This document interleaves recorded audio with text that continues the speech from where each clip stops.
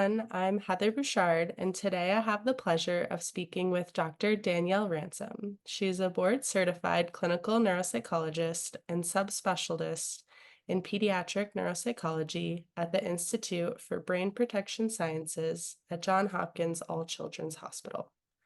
Dr. Ransom leads the inpatient and ambulatory traumatic brain injury neuropsychology consultation service and co-leads the multidisciplinary concussion clinic. She also co-leads the Concussion Initiative Lab, where her multidisciplinary research investigates precision health paradigms to optimize recovery from concussion. As a former collegiate varsity athlete who now chases around her two kiddos in her free time, Dr. Ransom is an advocate for safe play and lifelong participation in sport. Dr. Ransom will be speaking at the upcoming SNS Symposium in Philadelphia this May. She will be giving a talk titled Advancing Safety in Motorsports, a review of medical and engineering innovations in INDYCAR Racing. Dr. Ransom, thanks for speaking with me today. I'm wondering if you can tell us a little bit about what it's like to work with motorsport athletes. Thanks for having me here today, Heather. Yeah, happy to speak about our work and what that's looked like. So working with these athletes has been very interesting and something that's been newer on my plate in the last few years. Motorsports is not something I necessarily grew up watching or being a part of. So it's been a whole different set of considerations from a scientific standpoint. So really, what's been cool about working with these drivers and with the INDYCAR series specifically is, seeing the high level of professionalism that these athletes are, that's required of these athletes and the rigorous training that they undergo. And not just the training, but what they're preparing for. And so the physical demands of these drivers are pretty comparable to the other endurance athletes that we typically work with. In addition, there's immense strength that's required too, to control the car effectively, steering, braking, and accelerating. So core and neck strength are particularly prominent. And they're withstanding high G forces throughout the race, not just in crashes, but maintaining a car with high G forces at the significant rate of speed that they're traveling. In addition, the cognitive demands here are so critical. Of course, we consider the cognitive demands across sports, but in motorsport specifically, the risk ratio of poor reaction time or differences in decision making, thinking about executive functions, cognitive flexibility. These drivers are making split-second decisions, maintaining intense concentration, and having to strategize while navigating at high speeds. And so this acute mental acuity under the high pressure and physical stress is truly, to me, one of the hallmarks of athletic performance. And so the training that these drivers undergo is super impressive, from an endurance, strength, hand-eye coordination, flexibility and agility standpoint, as well as regulating heat and thermal tolerance, and just their mental toughness in general, and the level of competition and what's at stake for each team and each race. So overall, getting to know the sport in general and INDYCAR specifically has just been really cool. And INDYCAR has really proven to be one of the best scientific labs that I could hope for. And I know we talked about NASCAR last year at our SNS Symposium. And so this year, folks who aren't as well versed in motorsport might not realize the differences between the series, but NASCAR is stock car racing. INDYCAR is high speed open wheel racing.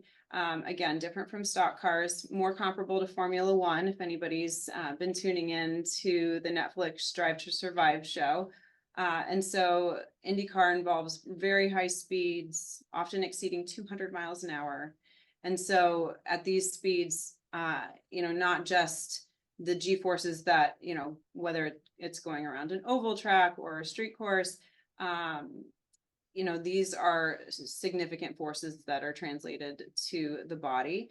But also any crashes that come up are significant too. And so looking at how these high velocity impacts are affecting driver outcomes and both in the acute and chronic stages is definitely of interest. What's also super interesting is INDYCAR is a very highly regulated and standardized setting. And so in Formula One, there's a strong engineering component. And of course, there is an INDYCAR as well, but that engineering component is standardized. And so what that means is that there's very specific regulations for engine power, aerodynamics, weight, and safety features. There's also a standard chassis that all teams use. So they're all using the same base frame.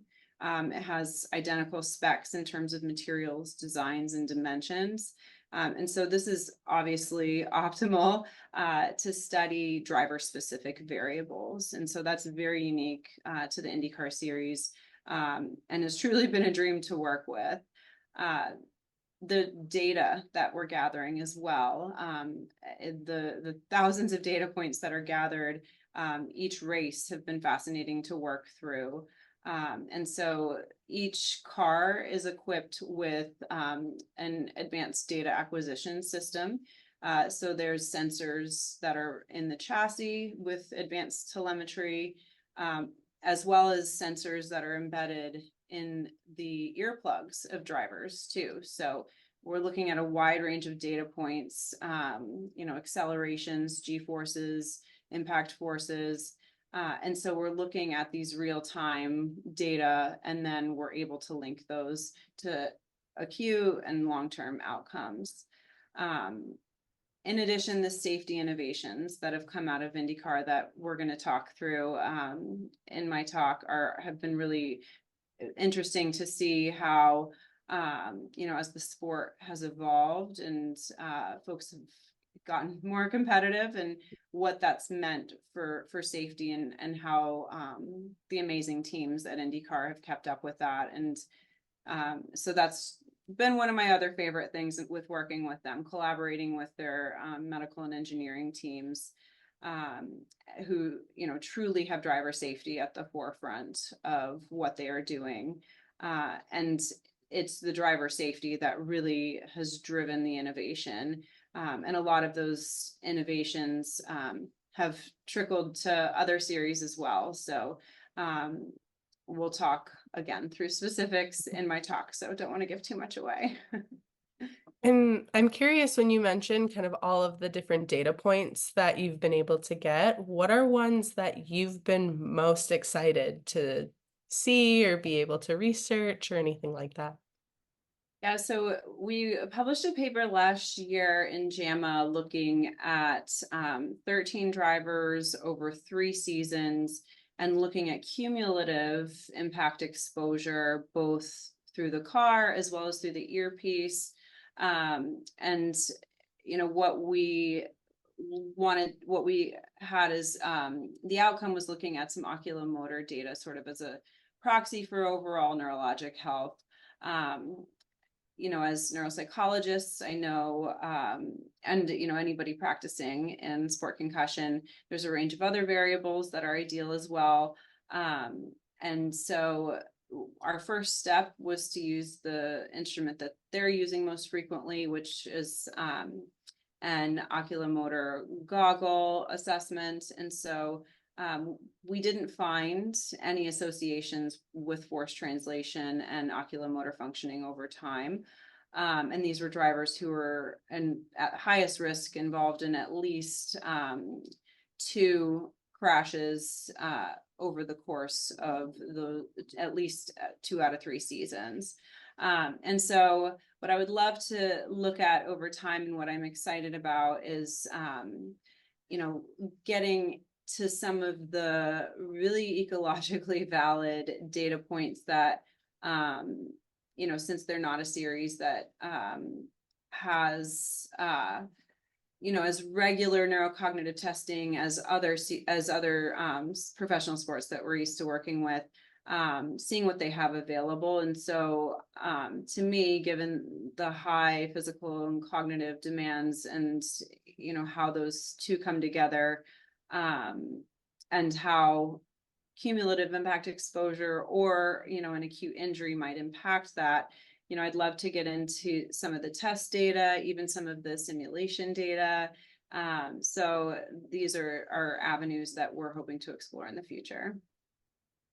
With all of that, what are you hoping that after neuropsychologists in the audience at SNS will hear your talk? What are you hoping that they'll really take away from that?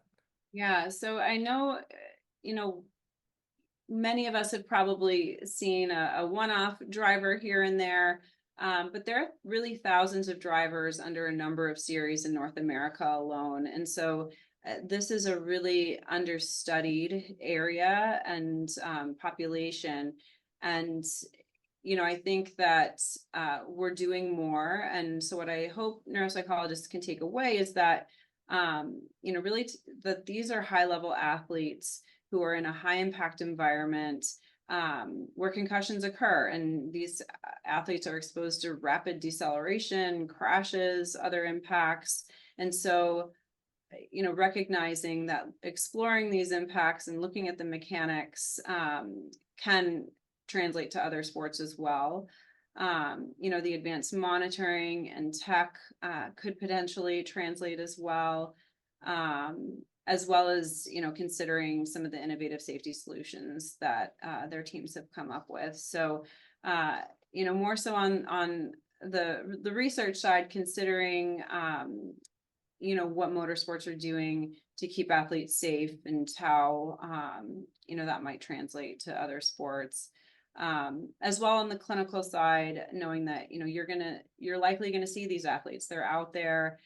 There's not a ton of concussion education and general brain health education that's been formally introduced into these series in professional motorsports more broadly. There are, of course, wonderful professionals taking care of these folks when injuries do come up, but I think the more we can get involved in helping to change the culture of concussion and injury recognition, truly it's one of the highest risk settings that, if you're trying to hide an injury that you can be in, both for yourself and for the entire field of drivers, when you're putting yourself in a risky situation and you might not be cognitively or physically fit.